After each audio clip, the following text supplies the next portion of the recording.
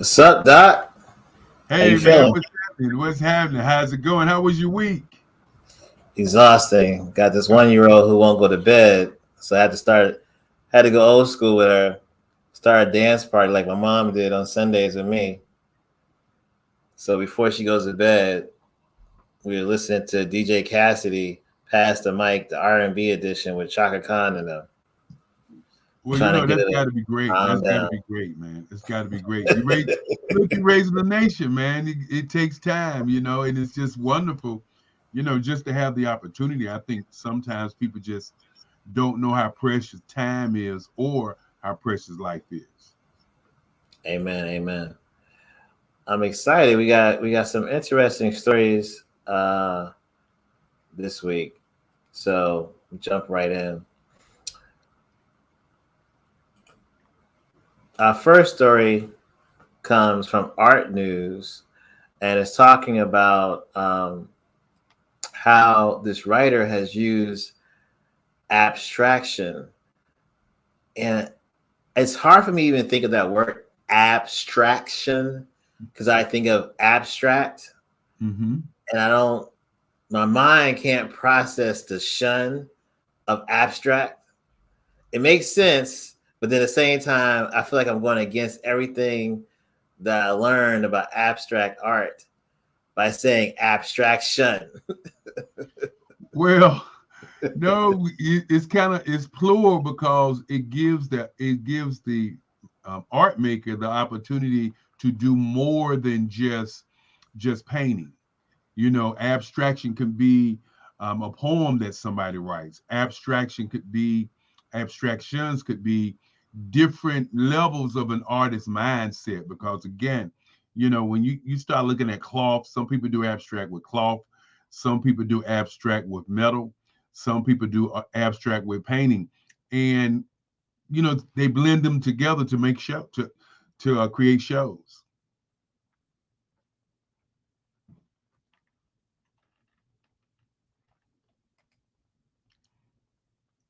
And of course, the young lady by the name of Sally Henry. You got me right, because I'm back in the back office looking at the article so I can bring up some of her artwork also.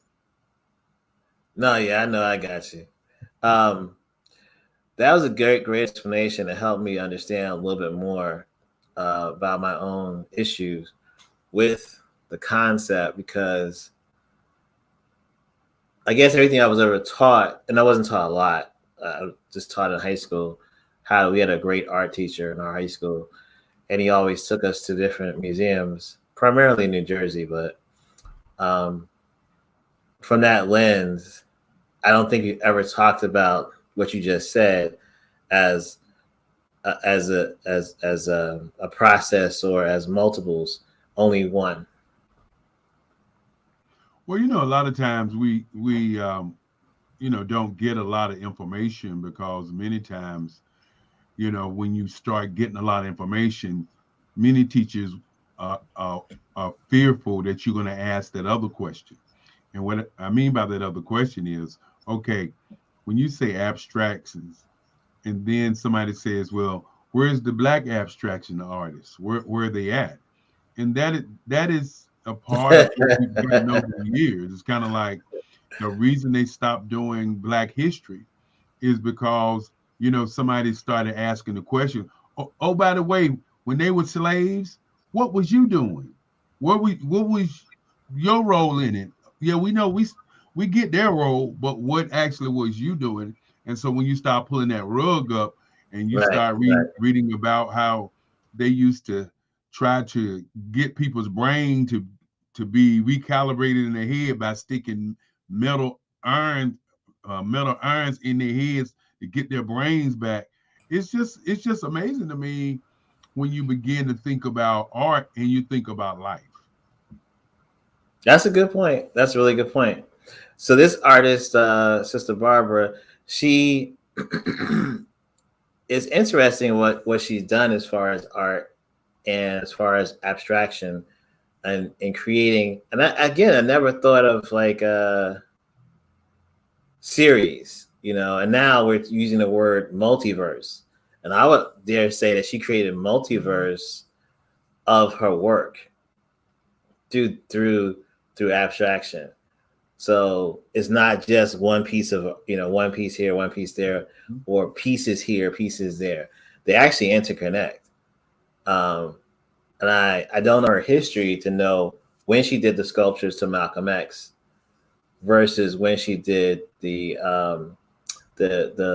novel of Sally Hemings. But like I feel like I'm wondering, maybe not, but they kind of overlap and interconnect. At least the one that she did about Sarah Bartman, who else was called Hottentot. That and Sally Hemings to me definitely interconnect. Well, one of the things that many museums and galleries are doing, they're doing survey shows. And what a survey show is a compilation of your work when you were younger, going up until now. It's kind of like a history show of that artist. So when you see a Sally Hemings, when you see some of these other pieces that she's done, some of these pieces may not even be done during the same time. And a lot of things that are going on right now with a lot of these galleries and museum artists, the survey exhibitions. And I think the survey exhibitions are just awesome because you get a chance. It's kind of like, this is how it was before, and this is how it is now. And so what you get is you get art, you get an opportunity to see different pieces of art. And not only that, you get a chance to appreciate artists in a different manner. Yeah. Yeah, that's deep. So, and I have never really looked at an artist tackling racism per se, like directly in the face, saying, "Hey, this is what I believe racism looks like." And so I always thought that was interesting when you can talk about art as in a social justice. We call them social entrepreneurs today, but the social justice perspective, I guess. Perspective. I was trying to think of the art word, but that is perspective is the art word. She says in her interview that people who've been rejected by mainstream history because of their race or gender, because of their politics, because of war, I think of that as a group of people because they're some of the most fascinating ones that ever existed. And I can see that. Well, one of the things, there's an artist by the name of Sam Gilliam. Sam Gilliam was the first artist to do canvas without the stretchers. So the canvas was just floating in the air. No stretchers, no bars or anything on them.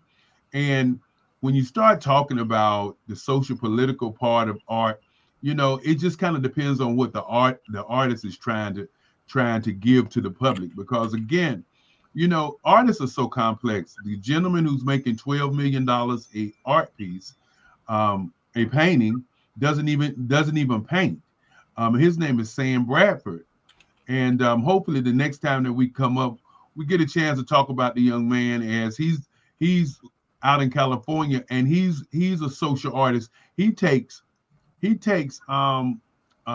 posters that he finds in billboards that he finds, and he takes them and put them together and turns them into actual large installations. And so when the artists start talking about, really what their work is, art really is about a social movement in the life of the artist that's doing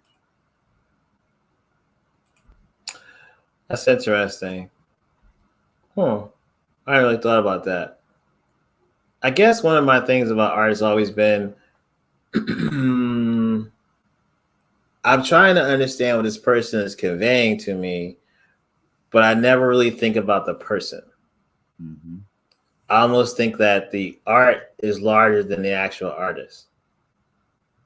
So I think now we're talking about society being introspective, and to me, this is the first time we've had where people are actually centered in the work as much as the work is the work was all to me. The work was always central to what I'm trying to understand. What a lot Very of times, rarely. Go ahead, sorry. what a lot of times what happens is you go to an art museum, you go to a gallery, and you see the work. And Right. many people look at the work from a perspective of the aesthetics of it. What do, what does it do to me? Do it move me? How Right. does this piece make me feel? And one of the reasons that some collectors take the time out to learn about their artists is because they want to know, what is your perspective? Why did you do this piece? What does this piece mean to society? And one of the things that I've tried to do is, I'm a humanitarian, and I always want to break down that barrier of race. And so a lot of my work is done in colors, because I am trying to push the agenda that colors are the emotions, and the emotions in my pieces transcend, racism. And we have a lot of artists, when Basquiat did a lot of his work, a lot of people don't realize, he was one of the artists that used to do graffiti on trains, and then he Right. moved from trains to actually doing it on canvas. And his same themes, if you look at his work, his themes were very, very interesting, because he did stuff on Muhammad Ali. He did stuff on a lot of social issues that nobody takes the time out to talk about. And that's one of the narratives that many artists don't get a chance to talk about, because by the time that they're discovered, or by the time people start buying their work, they're no longer here. And then somebody else paints the narrative for them. Yep. That is the case, and that somebody else is really interesting. I want to jump to our next story, because that's perfectly dovetailing into our next story when you talk about that somebody else. Excuse me. And you talked about somewhat of this, I think a week ago or 2 weeks ago, when we talked about the canon of art. Mm-hmm. And so Getty Research Institute acquires, I'm not sure if I'm pronouncing her name right, Evangela or Evangeline Montgomery Archive. Now, Sister Montgomery's archive, to me, this is somebody who loved art, and she created this collection, and she made sure that collection stayed together. Mm-hmm. But to know that Getty has purchased that, I mean, in one way, I feel like you definitely are patrons or patrons of the arts. But on the other side, I wish the family or people, or even the person himself, could digitize their collection. And so, like, you could have the physical piece, rich person. I want to give the world the digital piece. And I feel like that's something that could easily be done in some of these cases. Maybe not, because maybe the art is the art. In other words, I'm not going to let this piece, the physical piece, appear here, but the digital be everywhere on social. Well, Like we have our background, the background of one of her Roman Bears pieces, right now. Well, that is always a challenge for us. I think we had a conversation about who writes the narrative, who handles the narrative. And when Getty buys these abstract pieces, and they truly are gorgeous abstract pieces, and when you have a collector of her stature that actually curates what she likes, and then they buy it, and then the question becomes, now what happens? Do Getty get a chance to sell the particular pieces? Was it a matter of she couldn't afford, she needed money, her state needed money for some other things that was in her life? At the end of the day, the question still is the culture. Who owns the culture? When Ernie Barnes passed, they finally, I believe last year, sold the Sugar Shack. And the Sugar Shack was a piece that was on the front cover of Marvin Gaye's album. We all loved it, Yeah, Ernie yeah. Barnes was the artist, from Durham, who actually did all the paintings on Good Times. And so an African American brother went to the auction. He actually went to the auction because he said he didn't want nothing to happen because he wanted to buy that piece of the culture. These are the kinds of things that we need to begin to think about, because I'm pretty sure that Montgomery's collection was full of great Black artists. And, you know, those are the kinds of things that we miss out on, you know, when we start talking about museums and galleries and black art.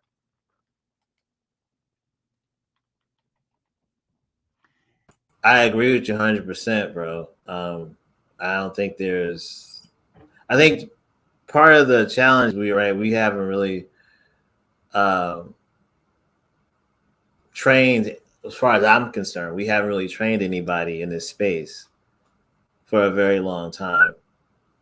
And I don't think that, you know, if a Jamaican or a West Indian or a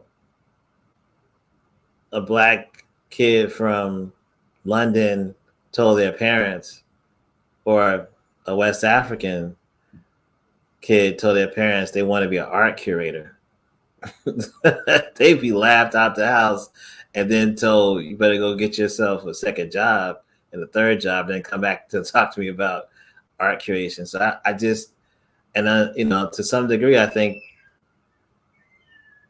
Black Americans, we haven't really given a lot of space to the arts, unless it's, you know, being an entertainer or being someone, even like, you know, somebody who's a studio. You don't really meet a lot of brothers or sisters who are mixers, you know, and are on studios. Well, Production. Well, I think maybe the next time that we do our next show, let's focus on the curators, because, you know, there are some 187 curators all across North America and across the world, who really are doing the job. We have a lot of curators. In the 80s, we had the Thelma Goldens. We had a few curators, but today we have a lot of curators. And I think the challenge is just like artists. We have a tremendous amount of artists all over the world, but do you know if they exist? And I think that's something that maybe we can just, like the way we do our show, and we show we should. Evangeline Montgomery, we can just click on, you know, each one of the curators and give them some shine, because really they are the ones who really make it happen for the Black artists. They're the ones who fight, and they're in the trenches of making sure that, you know, when they're curating some of these shows, that they can get Black artists into some of these museums. No, definitely. I love that concept. Super important to know who the players are and how does that relate to our culture, and then also, you know, be able to maybe inspire someone to pick up the mantle, so to speak, and, you know, become an art curator. Well, one of the reasons that when I do my talks and I speak, I always ask the audience, do you know the artist that's making the most money doing art right now? Do you know the highest paid living artist right now? Do you know how much he's making? And it happens to be a he. I'm not trying to be he or she, but it just happens to be a he. But do you know how much money he is actually making? And when you find out that the living artist, we're talking about alive, not not an ancestor, live, he is making $12 million a painting. I make sure when I'm in rooms talking to people that I say that, because what has happened, we have been sold down the river as artists that we're gonna be starving artists. And so I always want to talk about that and say that. And I hope that some of the young people out there that are listening to us understand that if you do the work and you commit to the work, you can earn a very good living at being an artist. And if I had have known that there was a possibility that I could make $12 million a painting, you know, I probably wouldn't have done it. I probably wouldn't have tried to play basketball, football, probably would have tried not to sing and dance and none of those things. But when you don't have the information, this is where you end up being. And of course, I know that we're going to the next one, and I do like the way we do this show. We're going to the next gentleman who's doing an actual mural, a mural on Yep. 3rd Street. Yep. That brings us to what you were saying of making money, because here is, and this is where it gets, for me at least, it gets a little tricky. Here a company says, hey, we want to support Black art. At the same time, we want to put our brand out there. And so, and I understand the dance that artists have to do. I understand the dance that the public has to do about accepting the brand and artists coming together.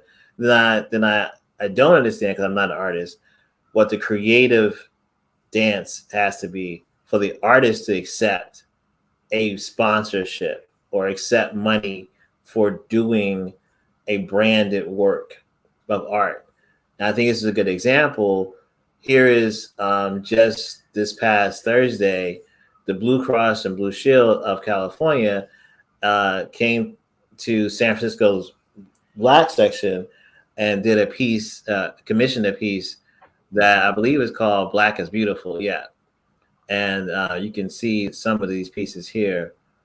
And you see the artist actually doing the work.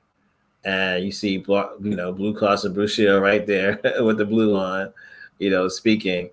I was curious. I wanted to get your thoughts on this and how you felt about it, as, this is a full piece across the entire building. Well, there are a couple of things there. If the artist is giving creative movement and the signature in terms of the logo is put in a space where it's not a part of the art, then that's fine. But if a corporation comes in and says, hey, guy, I want you to do a piece and I want you to center it around my logo because we're paying you, those are the problem areas. Because here again, if you're an artist and you're creating any artwork, you want to be able to express yourself. And looking at the piece that the young man is doing, you'll notice that he's doing African mask. He's doing African mask. And one of the things that many artists don't get an opportunity to do is a mural like they want that mural done, because many times there are a group of people on a board who are making the decision and talking about, okay, what do we want in this piece of artwork? And that kind of handcuffs the artist from time to time.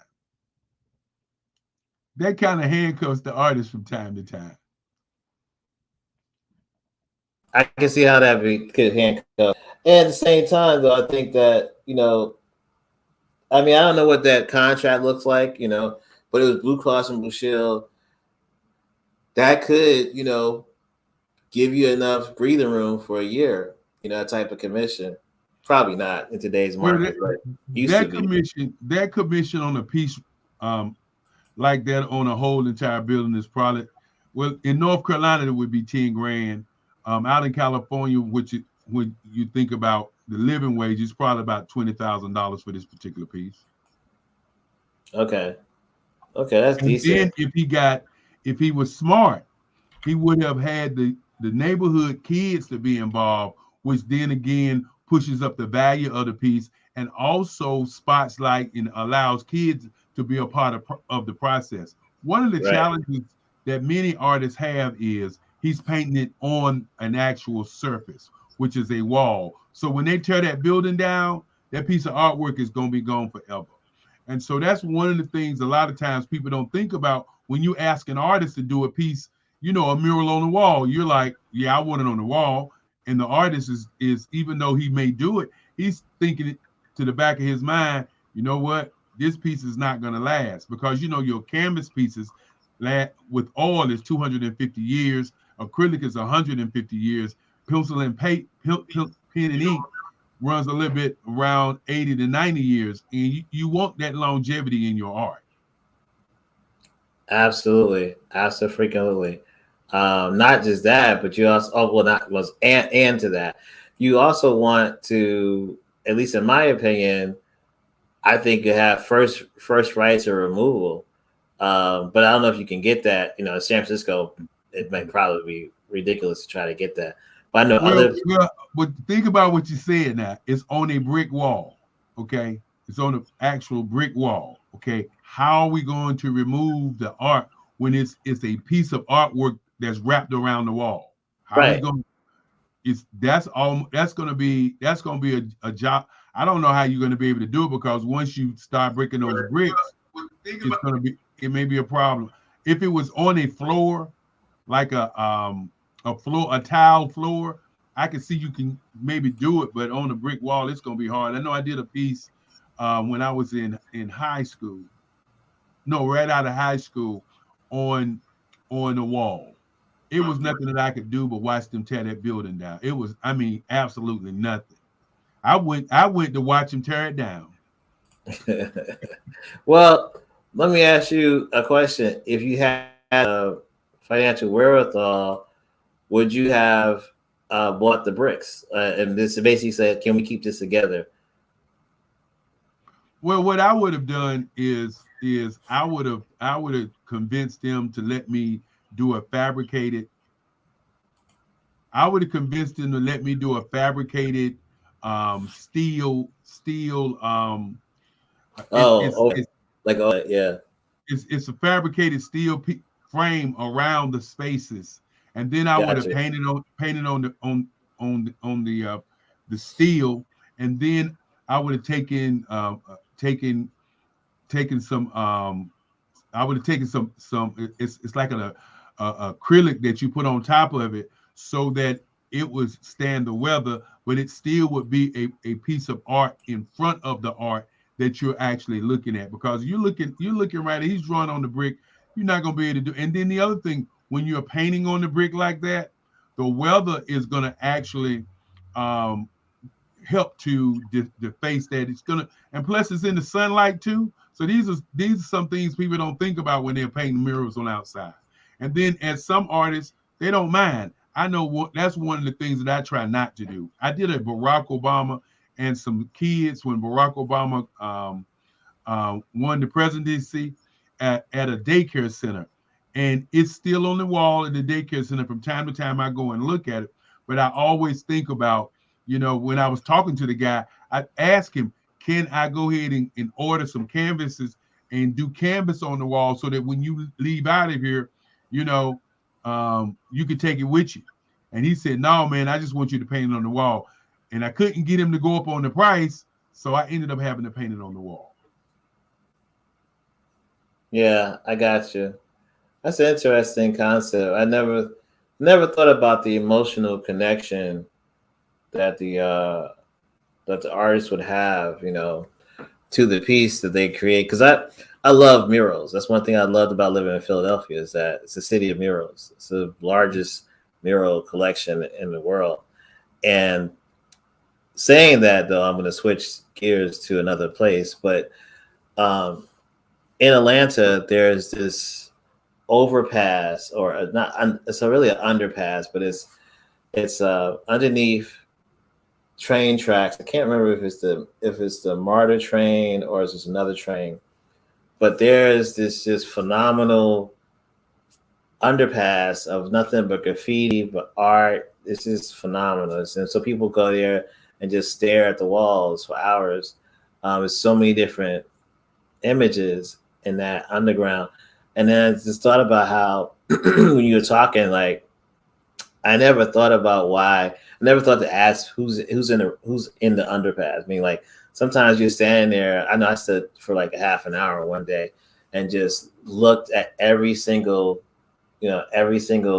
piece of graffiti or every single artwork, and just sometimes they had a card, sometimes they didn't, and probably sometimes I was there. Probably a couple of artists that would actually painted it, because I never thought about you going back to your work to see your own work and to look at like how it's standing up to the weather, or there's always parties down there. It's always somebody closes the street down and has a party, and they party underneath the overpass because it's such a great backdrop.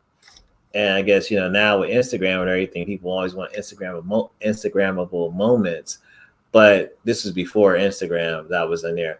And yeah, that's an interesting. So I guess you have to be a certain type of artist to be able to leave your work for the world to see, but leave it literally for the world to see, Yeah. That's one of the things nobody talks about. When you paint a picture and finish that picture, no matter if it's abstract, pointillism, it doesn't matter. That particular piece is almost like birthing a child. People say you're kidding, it's not alive. But to that artist, that piece is alive. And Right. so when you buy a piece of art, and I tell artists all the time who sell their work for real cheap, and I say to them, why are you doing that? You Right. sell it for the value because you took the time to put in that piece of work. So sell it for your value, because once you leave, it may end up in a thrift shop, a thrift store. I have seen some amazing piece of art in a thrift store. Yep.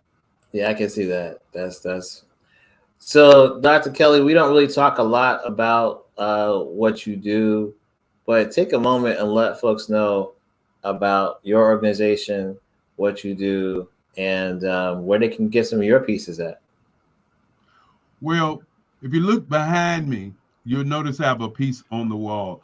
I just recently sent this along with probably 1,000 pieces of my art in a book to the Copyright Office to register them. That's one of the things we never talk about with artists, because many artists believe that, once they do their work, somebody can go in and do their work. I see you got my website up. That is awesome. One of the things that I do is I have a museum called the Eric Kelly III Museum. The museum was started by my great grandfather way back when I was 7 years old, in his home, in his hallway. And at that time, my great grandfather told me to only sell to collectors. And that's what I do today, is only sell to collectors. For those of you who like to go to the website, you can go to the website at www.erickellymuseum.org. And these pieces right here are a combination of the last 20 years. I created a style of emotions, expressions, and abstract. And what you will see here is you'll see work that has some resemblance or realism, where you can identify the object, but not a lot of figurism where it looks black or it looks white. As I said earlier in the show, one of the things that I wanted to do as an artist is I want to dispel this whole race, this whole, if you're a black artist, that's what you do. You're a white artist, this is what you do. I wanted to give you some abstract expressionist work that you can actually look at it and take away from it an emotion. That's why you have the different lines, you have the different colors. And that's what my art is all about. And, when we begin to talk about my work, the one thing that I say to people is opinions that people have about artists' work is your personal opinion. And most artists, some artists can, I know I certainly can, I can accept the opinions of people who are looking at my work. And that's one of the things that you have to do as an artist. You can't worry about what people are saying about your art. You have to appreciate your art and continue to do the work. Many artists stop drawing and stop painting after high school. I had the opportunity to be on art scholarship in college, so I never stopped drawing and painting. And so you will see different types of work that I do. The Muhammad Ali you just saw, I focused in on his eye because he always had the eye of the tiger. The color pieces that you see in my background are pieces of iconic people that I've seen over the time. You'll see people like Madam D. You'll see people, different kinds of people. But I also do pastels, as you will see, with Barack and Michelle that you see in the background. So I'm not an artist that's living in one style or in one space. I do all different kind of art as I work on my practice. Got it. That's what's up. I appreciate you taking time out of your busy schedule every week to do this. It's really been a pleasure, and at the same time, it's like a a class on, where art is at, and also at the same time the history, and then centering Blackness in there. I think that's one of the things that's unique about what we do every week. So I appreciate you. Appreciate the time you have given us, and just want to add us to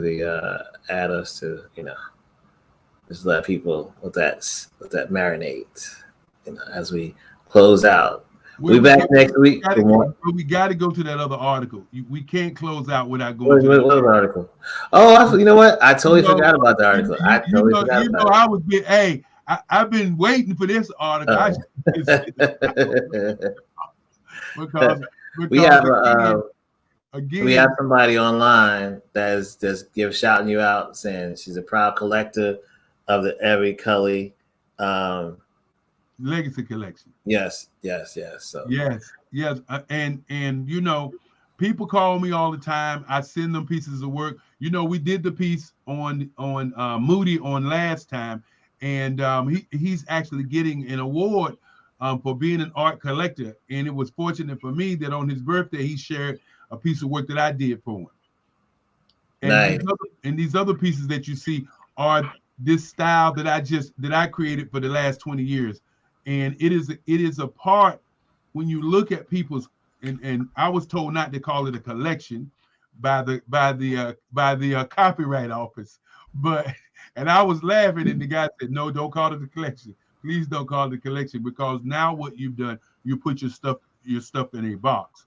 And so many of these pieces that you're going to see that's in my museum, and I talked about this before, we don't have many Black museums named after Black artists. Ernie Barnes doesn't have a museum. Right. Charles White doesn't have a museum. We have what they call cultural centers, but not museums that's dedicated on the life of artists. Yes. So, where am I at? There we go. Okay, cool. Sister Nicole, thank you for supporting us. Appreciate you watching us from YouTube. I think you're the first person to leave a YouTube comment. So we've never had a YouTube comment while the show was going on. So thank you so much. This is I almost feel like they're creating a spoof. They were this is some type of BBC comedy show, and then I read further, like they're really serious. Like they are really. I think it's racist. I'm just of course it is. I just think it's let me ask you a question. What's that? You're controlling all of the art. Okay, you as a group, you're controlling the prices of all of the art. I got all control right here. You got all the control. Right here. And you have not appreciated any Black art ever. We're not talking about now. We're talking about ever. And all of a sudden, museums and galleries start saying, you know what? Let's give the Black folk a little play. Let's give them we're not going to give them a lot of play. We're going to give them a little play. We're going to have our Theathers Gates. We're going to have our Mark Bradfords. We're going to have our I think it's Miss Butler. We're going to have our certain Black unquote artists that are our artists. Okay. But what about the rest of the artists? We did a piece on last week where we started showing other artists who was doing great work. And all of a sudden, here come these two guys out of Britain saying that they're going to start their own museum, not because they wanted to start their museum. It's fine. Don't get it twisted. If you said, I'm going to start my own museum, that's cool. But they are making national news, okay? And remember, they're making international news. We're in America talking about these fools. Yeah. So they're triggering. They're making international news now on the backs of Black artists, saying that Black artists are getting too much play. So we're gonna start our own museum so you can see white artwork. Okay, what about Van Gogh's museum? No, wait, hold up. You said they're gonna start their own museum. So that's half true. the other word on that front of that is private, because if they started their own museum, they would be liable for racism. But because it's private and gated, closed community, private, gated, And plus, but let's please not forget, these guys also have their own gallery. Think about what you're saying. I got an art gallery, right? And it's my work. Okay. Yes. Now I'm gonna start a museum, and I'm gonna complain to the world that I'm starting this because you guys are showing more Black artwork around the world. Now, when you sit down, if you just sit down and ask yourself how many artists are getting art shows around the world, it's about that much. It's about that many. Did you see my finger? It's about that many artists. When you look at all of the other museums all over the world that have other work. Well, I think it's interesting. This is interesting. We do a whole show on this topic and then hype it up so we can have a lot of people commenting. Because I think part of this is getting into the artist side of this is, are they also having difficulty because white men are now having to, according to them, having to come up with, well, why would I have you on my wall? The same way that Black people and women have been, well, what's special about you? There's 4,500 other women artists. Some who went to my alma mater. Why should I have you on my wall? Now that white males have to deal with that, white British males, because here's the thing. Let's be honest. There's a stuffiness in art, and so white men in America have. And I'm not shaking up for white men at all, but I'm just saying that's not new to white men in America. You had to know somebody. So, but white men in London, maybe didn't have to go through that. They're like, I'm a white man. I make art. Put it on the wall. So. But I want to get to this word that they use because I'm an old hat advertising guy. So I did advertising for over 30 years, and words that you use are words that really get to the goat. Scroll back down. I want to scroll back down. Words that you use really gets to the guts of what's going on. If you notice in the article, it says that museums are now woke. Listen to that word, now woke, as if they've been asleep all these years with all these artists, but now it's woke. And then they say focus on Black and women.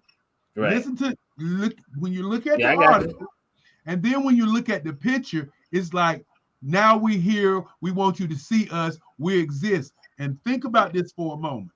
If we're talking about this guy and these two guys, and they're getting this international advertising, what does that do when they open up the museum?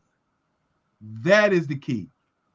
What does it do? Well, but here's it. I'll say this, and I don't know if this is true, in general, or true in Britain and London or what have you, but they definitely, I think, today people really feel like, at least white people really feel like they don't want to be considered racist. So I don't know if they're going to have, a huge crowd there, but to your point, they will get the publicity. And the question becomes, now this is the key. What is there art any good to the public outside? Yes. Okay, because you have a gallery, you have not been selling work, and now you're complaining. Right. The question becomes, when you build this museum, will they come and will they buy? That's another. Well, no, wait. I thought something else. So theoretically, this all, and I say this to Black people a lot, it could be one, if you trigger Black people negatively, we talk about you. You're going to rise. There's almost no way that white person does something or says something like this and it doesn't bubble up, especially in a quiet space like art, right? So then it's controversy. So they're selling. So to me, the marketing plan could have been, let's Is, come out with is, as much mayonnaise as possible, just like people do, put raisins in potato salad to trigger Black people so that they can get the likes or they can get the negative, but then they get at the top of whatever that. And I think that, sometimes it's definitely on purpose. Other times, like this was purposeful, but here's the but part is whether or not, to me, the proof in the pudding is what's their sales, and they'll never let us know. But I mean, like, I would be interested to see what kind of traffic ComScore does traffic to websites and what kind of traffic that site got now versus next year and in 2024. Look at this. Look at this statement that you have here. It says, "Dear Gilbert and George," and if you just move down, it says, "We can only imagine how annoying it is to have had the Tate Modern."